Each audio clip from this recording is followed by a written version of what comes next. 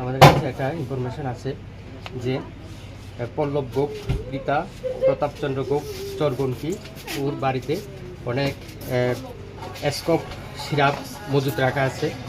সেই ইনফরমেশনের ভিত্তিতে আমরা অথরিটিকে সেটা ইনফর্ম করি।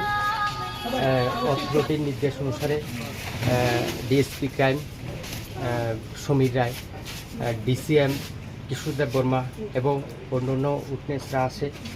সবাই আসার পরে আমরা এনডিপিএসের যে প্রসিডিউর সেই প্রসিডিউর অনুযায়ী যে পল্লব গোপ ওনার বাড়িতে প্রবেশ করে ওনাকে পাই এবং ওনার ঘরে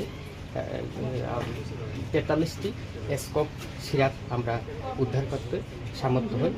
এই যে সিরাপগুলি আমরা এখন সিজ করেছি ইন্ডিপেন্ডেন্স উইটনেস এবং এক্সিকিউটিভ ম্যাজিস্ট্রেটের সামনে।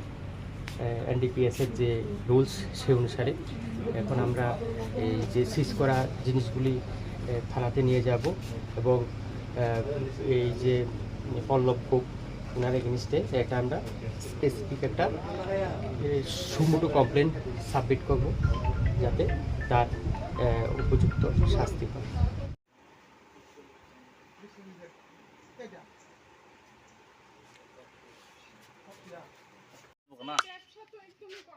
মাল কার কর না জিজ্ঞাসা কর না আপনি এরকম সত্যি কথা কইতো ওই যে দেখছেন নি এখনো মিথ্যা কথা কয়।